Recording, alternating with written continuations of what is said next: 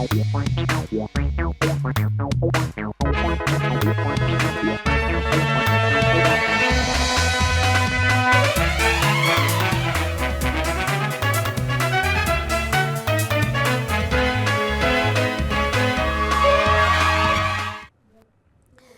आप देख रहे हैं राष्ट्रीय समाचार में आपके साथ हिमानी। नजर डालते हैं आज की हेडलाइंस पर। अटल बिहारी वाजपेयी की जयंती पर नेताओं ने दी श्रद्धांजलि। उनके विचारों को बताया प्रेरणा स्रोत। बिहार के लोग बिहारी है और मैं अटल बिहारी वाजपेयी हूं।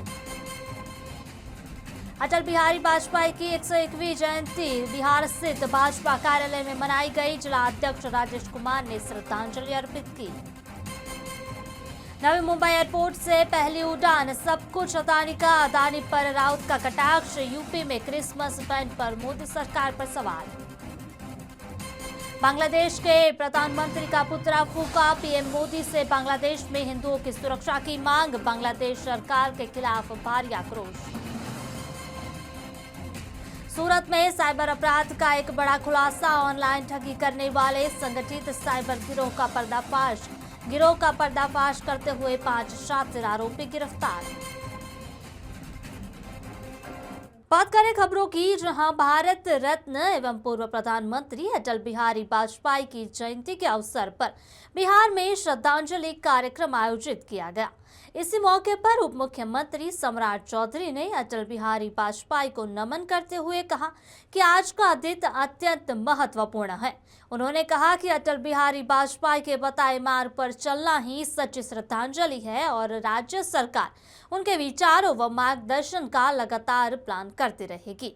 उप मुख्यमंत्री सम्राट चौधरी ने कहा कि अटल बिहारी वाजपेयी एक ऐसे नेता थे जिन्होंने देश को नई दिशा दी और उनके सिद्धांत आज भी उतने ही प्रासंगिक रहे हैं। उन्होंने विश्वास जताया कि आने वाली पीढ़ियां भी अटल जी के विचारों से प्रेरणा लेती रहेगी। वहीं भारतीय जनता पार्टी के प्रदेश अध्यक्ष एवं विधायक संजय सरावगी ने भी अटल बिहारी वाजपेयी को श्रद्धांजलि अर्पित की है। उन्होंने कहा कि अटल बिहारी वाजपेयी ने बिहार को बहुत कुछ दिया और प्रदेश के प्रति उनका स्नेह और लगाव हमेशा बना रहा। संजय सरावगी ने अटल जी को शब्दों को याद करते हुए कहा कि अक्सर कहा करते थे कि बिहार के लोग बिहारी है और मैं अटल बिहारी वाजपेयी हूं। भारत रत्न देश के यशस्वी प्रधानमंत्री रहे आदरणीय अटल बिहारी वाजपेयी जी की 101वीं जयंती पूरा राष्ट्र मना रहा है। आदरणीय अटल बिहारी वाजपेयी इस देश को परमाणु संपन्न राष्ट्र बनाए थे। अटल जी ने ऐसी बहुत सारी योजनाएं दी जो आज देश विकास के पथ पर अग्रसर है। मैं तो मिथिला से आता हूँ और मिथिला हमेशा ऋणी रहेगा अटल जी का, क्योंकि मैथिली को अष्टम अनुसूची में शामिल करने का काम अटल बिहारी वाजपेयी जी ने किया। आज मिथिला और बिहार के ही नहीं, दक्षिण के राज्यों के भी छात्र आज मैथिली को अपनाकर यूपीएससी और बीपीएससी में आज वो पास आउट हो रहे हैं, डीएमएसपी बन रहे हैं। और अटल जी ने बहुत कुछ बिहार को भी दिया और राष्ट्र को भी दिया। और अटल जी का बिहार के प्रति विशेष लगाव था। वो कहते थे आप बिहारी और मैं अटल बिहारी। आज देश अटल जी को सत सत नमन कर रहा है। बात करें पूर्व प्रधानमंत्री स्वर्गीय अटल बिहारी वाजपेयी की 101वीं जयंती बिहार शरीफ स्थित भाजपा कार्यालय में मनाई गई। इसी अवसर पर भाजपा विधायक सह पूर्व वन एवं पर्यावरण मंत्री डॉक्टर सुनील कुमार और जिला अध्यक्ष राजेश कुमार ने उन्हें श्रद्धांजलि अर्पित की। कार्यक्रम में डॉक्टर सुनील ने कहा कि अटल बिहारी वाजपेयी ने अपने कार्यकाल में देश के नवनिर्माण की मजबूत नींव रखी है। उनके अंत्योदय के सिद्धांत को आगे बढ़ाते हुए प्रधानमंत्री नरेंद्र मोदी देश में विकास के कार्यों को गति दे रहे हैं, जिसका उदाहरण मजबूत इंफ्रास्ट्रक्चर है। बांग्लादेश में हिंदुओं पर हो रहे हमलों को लेकर डॉक्टर सुनील ने विपक्ष पर निशाना साधते हुए कहा कि तुष्टीकरण की राजनीति करने वाले ऐसे मामलों पर हमेशा चुप ही रहते हैं। उन्होंने कहा कि भारत सरकार स्थिति पर नजर बनाए हुए है। बांग्लादेश के अधिकारियों से इस मुद्दे पर बातचीत भी की गई। भारत सरकार इस मामले में चुप नहीं बैठेगी। वड़ा प्रधान नरेंद्र मोदी ने इसको लेकर 2 बार बांग्लादेश के राजदूत को तलब भी किया है। निश्चित तौर पर बांग्लादेश के ऊपर भारत कार्रवाई जरूर करेगी। श्री स्वर्गीय अटल बिहारी वाजपेयी भाजपा के संस्थापक भी थे और अपने प्रधानमंत्री काल में जो उन्होंने देश के नव निर्माण का आधार रखा, सच पूछिए तो भारत के शिल्पकार थे। सुशासन ही नहीं, ऐसे ऐसे कार्यक्रम लाए जिन कार्यक्रमों के आधार पर आज हमारे देश के यशस्वी प्रधानमंत्री नरेंद्र मोदी काम करके हमारे पार्टी का जो सिद्धांत है अंत्योदय, मतलब विकास की किरण अंतिम पायदान में बैठे हुए व्यक्ति के दरवाजे तक पहुंचाना, उस पे काम करके सफलता प्राप्त की है। बात करें मुंबई में सटे नए मुंबई इंटरनेशनल एयरपोर्ट से पहली उड़ान भरी जा रही है, जहां ऐतिहासिक मौके पर शिवसेना उद्धव ठाकरे गुट के सांसद संजय राउत ने प्रतिक्रिया दी। राउत ने कहा, जहां एक और इसे महाराष्ट्र के लिए गर्व का क्षण बताया, वहीं अदानी समूह को लेकर तंज कसते हुए भी नहीं चुके। राउत ने कहा कि अच्छी बात है जो अदानी के कब्जे में है मुंबई एयरपोर्ट। अब नई मुंबई के नए एयरपोर्ट से पहले उड़ान भरी जा रही है, महाराष्ट्र के लिए गर्व की बात है। बाकी सब अदानी का हुआ, आगे से फ्लाइट भी अदानी की हो जाएगी। वहीं उत्तर प्रदेश में कथित तौर पर क्रिसमस बैन को लेकर भी संजय राउत ने केंद्र और राज्य सरकार पर तीखा हमला बोला। उन्होंने सवाल उठाया कि अगर उत्तर प्रदेश में क्रिसमस पर पाबंदी है तो प्रधानमंत्री मोदी चर्च क्यों गए। राउत ने सवाल करते हुए पूछा, अगर यूपी में क्रिसमस बैन है तो मोदी चर्च क्यों गए, क्या वोटों के लिए गए। देश में लाखों क्रिश्चियन भाई बहनों को क्रिसमस की बधाई देने मोदी सेंटा क्लॉज बनकर चर्च गए और यूपी में सेंटा क्लॉज जो खुद को ही हिंदू धर्म का ठेकेदार मानते हैं, वो क्रिसमस बैन कर रहे हैं। देश में क्या हो रहा है? क्या मोदी ट्रंप को, इंग्लैंड के प्रधानमंत्री या फ्रांस के राष्ट्रपति को क्रिसमस की शुभकामनाएं नहीं देंगे, लेकिन अपने ही देश के एक राज्य में उनकी सरकार क्रिसमस बैन कर रही है। एक नया एयरपोर्ट जो अडानी के कब्जे में है, वो भी वहां से पहला फ्लाइट अगर आज टेक ऑफ हो रहा है तो महाराष्ट्र के लिए गर्व की बात है। और क्या है, बाकी सब कुछ अडानी का ही है। अब फ्लाइट भी अडानी के हो जाएंगे। चलिए, क्रिसमस जो है वो बैन किया गया है, किस तरह दिखता है? कहाँ? यूपी में क्रिसमस बैन किया गया है, तो मोदी चर्च में क्यों गए? अभी मुझे बताया गया कि मोदी जी चर्च में गए, करेक्ट? अगर यूपी में क्रिसमस बैन किया है तो मोदी जी चर्च में क्यों गए? वोटों के लिए गए? मोदी चर्च में अगर जाते हैं, मोदी इस देश में जो हमारे लाखों क्रिश्चियन बंधु है उनको नाताल या क्रिसमस की शुभकामना देने के लिए मोदी चर्च में गए सांता क्लॉज बनकर। और वहां के सांता क्लॉज जो है यूपी के, अपने आप को हिंदू धर्म के ठेकेदार मानते हैं, वो क्रिसमस बैन करते हैं। क्या ये देश में क्या हो रहा है पूरे विश्व में? तो मोदी ट्रंप को आज शुभकामना नहीं देंगे क्रिसमस की? क्या मोदी आज इंग्लैंड के प्राइम मिनिस्टर को या फ्रांस के प्रेसिडेंट को क्रिसमस की बेस्ट विशेष देंगे ना? लेकिन अपने देश में उनकी एक सरकार क्रिसमस को बैन कर रही।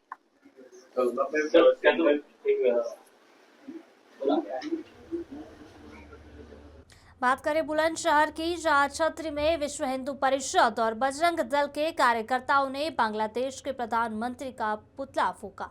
प्रदर्शन के दौरान विश्व हिंदू परिषद और बजरंग दल के कार्यकर्ताओं ने बांग्लादेश मुर्दाबाद के नारे लगाए। साथ ही बजरंग दल और विश्व हिंदू परिषद के कार्यकर्ताओं ने पीएम मोदी से बांग्लादेश में हिंदुओं की सुरक्षा की भी मांग की है। वहीं हिंदू परिषद कार्यकर्ताओं में बांग्लादेश सरकार के खिलाफ भारी आक्रोश देखा जा रहा है। बांग्लादेश के प्रधानमंत्री का पुतला फूंका गया। पीएम मोदी से बांग्लादेश में हिंदुओं की सुरक्षा की मांग की गई। वहीं बांग्लादेश सरकार के खिलाफ भारी आक्रोश देखने को मिल रहा है। बात करें सूरत की, जहां डिंडोली इलाके से साइबर अपराध का एक बड़ा खुलासा हुआ। एसओजी ने ऑनलाइन ठगी करने वाले एक संगठित साइबर गिरोह का पर्दाफाश करते हुए 5 शातिर आरोपियों को गिरफ्तार किया है। यह गिरोह पिछले 2 से 3 वर्षों से डिंडोली में बैठकर देश भर के लोगों को ठग रहा था। दुबई से संचालित नेटवर्क के इशारों पर काम कर रहा था। प्राथमिक जांच में अनुमान लगाया गया कि इस गिरोह ने अब तक करीब 200 करोड़ रुपए की साइबर ठगी को अंजाम दिया है। इस मामले में शामिल अन्य 9 आरोपियों को वांटेड घोषित किया गया। पकड़े गए आरोपियों को कोर्ट में पेश कर 5 दिन का रिमांड हासिल किया गया है।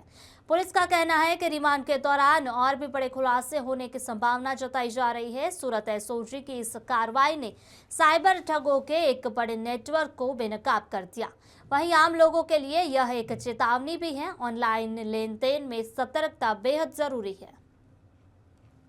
तो शहर की स्पेशल ऑपरेशन ग्रुप पुलिस द्वारा एक बड़े गिरोह का पर्दाफाश किया गया। हम सीधे ही नकुम जी से बात करते हैं, जो स्पेशल ऑपरेशन ग्रुप के पुलिस उपायुक्त हैं। सर, किस तरह से इस गिरोह का पर्दाफाश किया गया और एसओजी की पुलिस किस तरह से वहां पहुंची? और डिंडोली में हमको इन्फॉर्मेशन थी, प्रतीक वसावा और उसकी गैंग जो है, ये लोग अलग अलग बैंक अकाउंट भाड़े रखते थे। 20 से 25 हजार रुपया इसका किराया देते थे और इसकी एपी के फाइल में जो इन्फॉर्मेशन दुबई बैठे बिग ब्रो को देते थे। बाद में पूरा एक्सेस वहाँ चला जाता था। वहाँ से पैसा साइबर फ्रॉड का, चाइनीज गैंग का, डिजिटल अरेस्ट का, गेमिंग का अलग अलग ये पैसा आता था, यहाँ पे कन्वर्ट होता था। प्रतीक उसको कैश में करवा के फिर वापस वो सलीम उर्फे समीर जो लिम्बायत का, उसके पास जाके उसके पास ही यूएसडीटी लेता था और यूएसडीटी उसके अकाउंट में डाल के फिर बिग ब्रो को वापस भेज देता। ऐसा ये पूरा हवाला का नेटवर्क चलता था। ये जो 20 से 25 हजार में अकाउंट लेता था, वो किस जरिए लेता था, किन लोगों को वो टारगेट करता था? ये जो गरीब लोग हैं, इनके पास से अकाउंट ये लेता था, 20 से 25 हजार उनको देता था। सर, पूरे मामले की बात की जाए, कितने अपराधियों की धरपकड़ की गई है फिलहाल और कितने आरोपी को वांटेड बताया गया है? अभी तक 4 जो लोग हैं ये गैंग में जुड़े, वो और एक समीर उर्फे सलीम जो लिम्बायत का जो ये कन्वर्ट करता था, वो 4-5 लोगों को हमने पकड़ा है। और दूसरी इंफॉर्मेशन ये है कि जो हमको 14 बैंक अकाउंट मिले हैं, टोटल 10 लाख का मुद्दामाल में 14 बैंक अकाउंट है। उस पे एनसीसीआरपी पोर्टल में 71 ऑफेंसेस रजिस्टर है और टोटल 18 स्टेट के ऑफेंसेस है। इन पे हम कार्रवाई करेंगे और उन सब में एफआईआर करने की कार्रवाई आगे होगी। सर, जो पूरा मामला है ये करोड़ों में लग रहा है। कितने करोड़ की इन्होंने जालसाजी अब तक की होगी और कितने सालों से नेटवर्क चला रही है? 2 सालों से ये कृष्णा पैकर्स एंड मूवर्स की जो कंपनी चला रहे हैं और 200 करोड़ से ज्यादा इसमें होगा, ऐसा हमको लग रहा है। सर, आरोपी जो हैं, जो पकड़े गए हैं, वो लोगों को किस तरह से टारगेट करते थे, क्या क्या चीजें बताते थे? जैसे म्यूल हंट हो गए, ऐसे काफी सारे अकाउंट्स हैं। नहीं, जो हमको 14 अकाउंट मिले टोटली म्यूल अकाउंट है, क्योंकि उनमें 71 का कंप्लेन दाखिल हुई है। ये लोग इनको लालच देते थे 20 से 25 हजार की और ये जो किराए पे रखते थे। सर, इन आरोपियों की बात की जाए, अब तक जो आरोपी पकड़े गए हैं, इसमें से क्रिमिनल हिस्ट्री किन किन लोगों की है? जो पकड़े गए 5 लोगों की क्रिमिनल हिस्ट्री है और सबसे बड़ा क्रिमिनल इसमें प्रतीक वसावा है। उसके जो उसका फ्रेंड है, उसकी वाइफ के साथ भी उसने छेड़ती की थी, इसका भी गुनाह रजिस्टर है और 90 दिन जेल में रहकर आया है। बिल्कुल, हमारे साथ राजदीप नकुम जी जुड़े थे, जो इन सारी चीजों को लेकर राष्ट्रीय समाचार से बात की। तो 200 करोड़ से ज्यादा की जो फ्रॉड है, वो पूरे गिरोह का पर्दाफाश सूरत एसओजी पुलिस ने किया हुआ है। तो कहीं ना कहीं सूरत साइबर क्राइम को एक बड़ा गिरोह हाथ लगा है। कैमरामैन अक्षय वाडेर के साथ मैं अमित राजपूत, राष्ट्रीय समाचार, सूरत।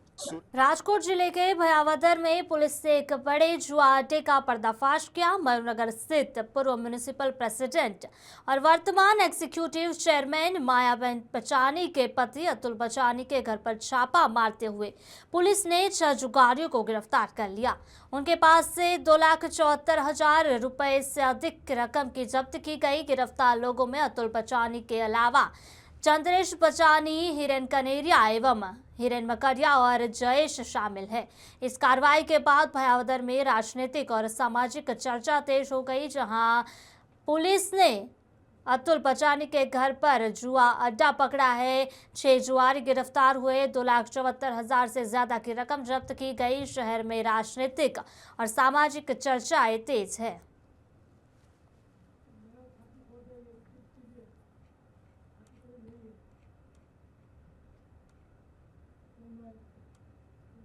उन्नाव बलात्कार मामले में चाइल्ड कोर्ट से पूर्व बीजेपी विधायक कुलदीप सिंह सेंगर को 2019 में उम्र कैद की सजा सुनाई गई थी।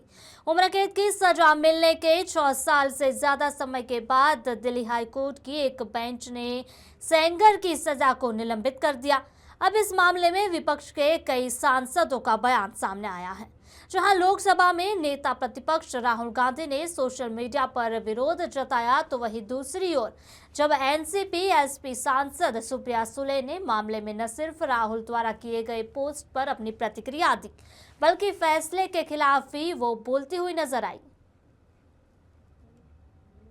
राजनीति का सवाल नहीं है मेरे ख्याल से। इस मामले में हम इंसानियत की ज़रूरत है और इंसानियत के नाते ऐसे हैवानों को नहीं मिलनी चाहिए, किसी भी, इस आदमी को नहीं, जो भी बलात्कार में है या जिसकी ऐसी किसी की भी कंप्लेन हो, तो ऐसे किसी, और ये पार्टी का सवाल नहीं है, ये इंसानियत का सवाल है, ये देश की बेटी का सवाल है। और उस देश की बेटी के साथ हम एक बेटी उसको मान के उसके साथ हम ताकत से खड़े रहेंगे। राहुल गांधी ने कहा है कि डेड इकोनॉमी और डेड सोसाइटी, इसी बात को कोट करते हुए उन्होंने एक्सपोज किया है। नहीं, ये बहुत दुख की बात है ना। आप सोचिए कितनी दुख की बात है। ये राजनीति का सवाल ही नहीं है। राहुल जी भी एक इंसान है और इंसानियत के नाते उन्होंने ये ट्वीट किया है कि एक अगर बलात्कार हुआ है और जब बलात्कार होता है तो उस आदमी को अगर बेल मिले, तो आप सोचिए, एक मिनट आप वहाँ खड़े होके देखिए कि अगर वो आपकी बहन होगी, आपकी दोस्त होगी, या आप उसको, लेकिन इंसानियत इस देश में रही है कि नहीं? ऐसे गंदे आदमी को बेल कैसे मिले? बात करें जहांगीराबाद सांसद खेल महोत्सव के कार्यक्रम में पूर्व केंद्रीय मंत्री स्मृति ईरानी खालौर स्टेडियम पहुंची।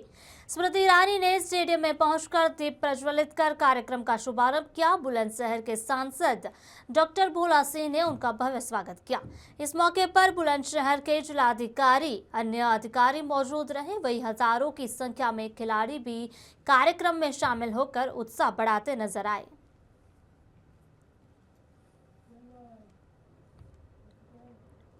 नासिक के शिवसेना ठाकरे गुट के नेता और पूर्व महापौर विनायक पांडे शिवसेना छोड़कर भारतीय जनता पार्टी में शामिल होंगे।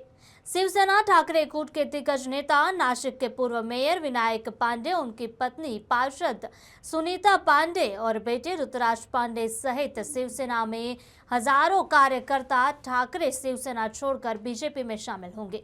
महाराष्ट्र में स्थानीय निकाय चुनाव को लेकर राज और उद्धव ठाकरे के एक साथ आने के बाद बने इन समीकरणों के कारण ये छोड़ी गई है। 40 साल पुरानी शिवसेना ठाकरे और भाजपा का दमन थामेंगे।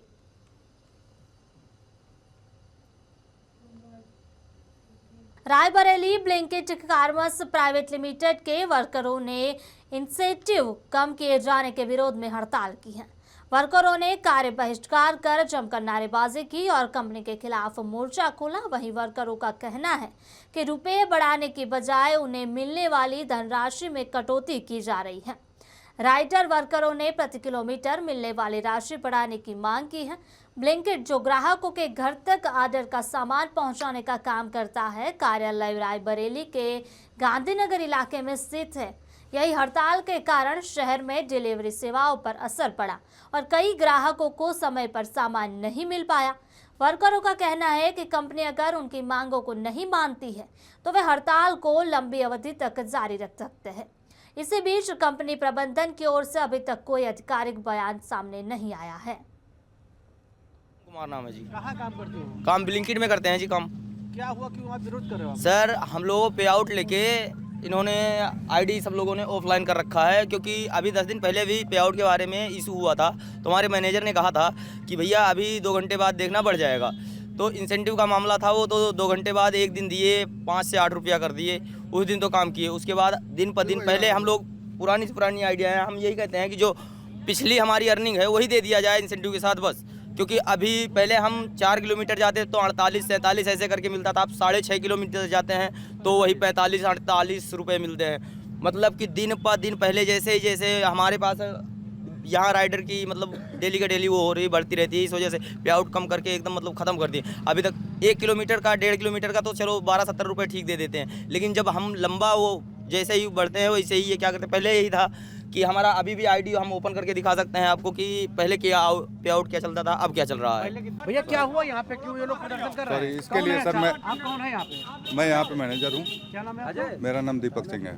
क्यों ये लोग प्रदर्शन कर रहे हैं, क्या है? सर इनका ये है कि इनको ऑफर नहीं मिल रहा है, जो कि आज के दिन दिया जा रहा है इनको ऑफर, और ये अप्लाई नहीं कर रहे हैं। ये सुबह से आने के बाद में ऑफलाइन कर रखा है इन लोगों ने, और जिसके लिए बताया गया है कि हमारा ऑफ़र भी चल रहा है, चीज़ें वो वैसी हो रखी हैं, लेकिन फ्लैक्चुएशन ऑफ़र होता रहता है, कंपनी फ्लैक्चुएट करती है, लेकिन जब अच्छा रहता है तो सारे करते हैं, जब एक दिन थोड़ा फ्लैक्चुएट हो जाता है तो इन्हें बंद कर देते हैं। ऊपर तक बात इन लोगों ने पहुंचा? सर ऑलरेडी मैंने सारी चीज़ें एस्केलेट की हुई है, लेकिन अब सोचे कि त्वरित समाधान हो, तो त्वरित समाधान तो संभव नहीं हो सकता ना। तो काफी नुकसान हो जाएगा, क्रिसमस का नहीं डे है और सर, नुकसान तो ये लोग, कंपनी को तो नुकसान कर ही रहे हैं लोग। तो इन लोगों का कैसे होगा? इन लोगों का समाधान होगा, मैंने डिस्कशन किया हुआ है। हमारी आईडी का क्या हुआ जो बंद? मैं आपका सर मेरा नाम सूरज सोनी है। कहाँ काम करते हो? सर ब्लिंकिट में करते हैं यहाँ पे। आज ये कोई प्रदर्शन कर रहे हो आप?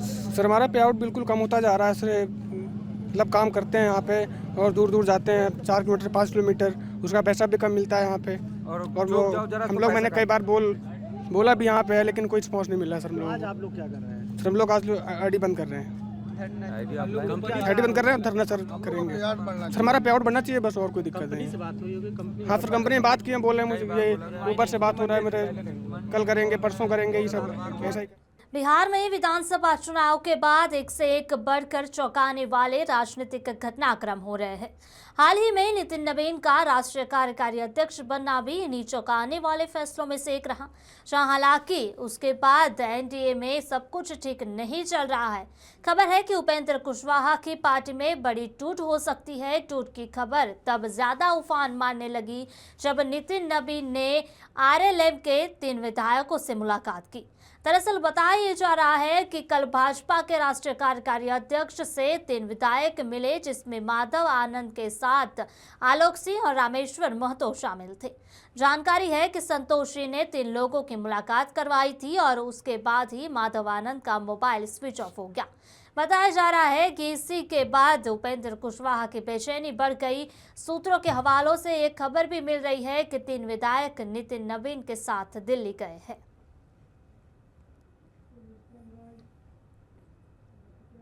बिहार विधानसभा चुनाव के परिणाम आए हुए भी 40 दिन बीत चुके हैं, लेकिन तेजस्वी यादव जो बिहार के नेता प्रतिपक्ष रहे, न तो आज तक मीडिया के सामने आए और न ही कोई बयान दिया, न ही सोशल मीडिया पर भी कोई पोस्ट रखी। वहीं इसको लेकर लगातार सत्ता पक्ष के लोग तेजस्वी यादव पर लगातार सवाल खड़ा कर रहे हैं। जनता दल यूनाइटेड के पूर्व मंत्री नीरज कुमार ने तेजस्वी यादव पर आरोप लगाया कि तेजस्वी यादव हिस्ट्री शूटर रमेश के साथ विदेश घूम रहे हैं। वहीं इसको भाजपा के विधायक संजय गुप्ता ने कहा कि तेजस्वी यादव के पूरे परिवार ही हिस्ट्री शूटर है। 1990 से लेकर 2005 तक बिहार आतंक राज्य और अपराध राज्य में जीता रहा है। जब उनके परिवार का यह इतिहास रहा, वह हिस्ट्री शूटर के साथ घूम रहे हैं, तो इसमें गलत क्या है। वहीं जीतन राम मांझी के नाराजगी को लेकर उन्होंने कहा कि मांझी जी हमारे अभिभावक हैं और उन पर शीर्ष नेतृत्व में जवाब देगा, हम छोटे कार्यकर्ता क्या ही जवाब दे सकते हैं। आपको बता दें कि मांझी ने कहा था, अगर राज्यसभा हमें नहीं मिला तो एनडीए से गठबंधन तोड़ सकते हैं। पूरा परिवार ही हिस्ट्री शूटर का परिवार है। पूरे 90 से लेकर के 2005 तक बिहार आतंक राज, जंगल राज, अपराध राज में जीता रहा है, तो उनसे आप दूसरी अपेक्षा कर नहीं सकते हैं। वो ऐसे भी चुनाव के समय एक्टिव होते हैं थोड़े देर, ऐसे विपक्ष के नेता है, बाद में वो हनीमून पिकनिक पे चले जाते हैं, तो वो हिस्ट्री शूटर के साथ ही जाएंगे, कोई अच्छा आदमी तो रहेगा नहीं। जिनका अपना कोई परिवार उनके साथ नहीं, उनका अपना भाई उनका घर छोड़ रहा है, उनकी बहन उनका घर छोड़ रही है, उनकी भाभी उनका घर छोड़ रही है, तो फिर इस परिवार का क्या कहना है। तो उनकी संस्कृति परंपरा जो है उसी के वो वाहक हैं और वो आगे बढ़ा रहे हैं। और बिहार की जनता ने भी उनको बता दिया है कि इस बार तो कम से कम विपक्ष के नेता बनने लायक रह गए एक सीट से।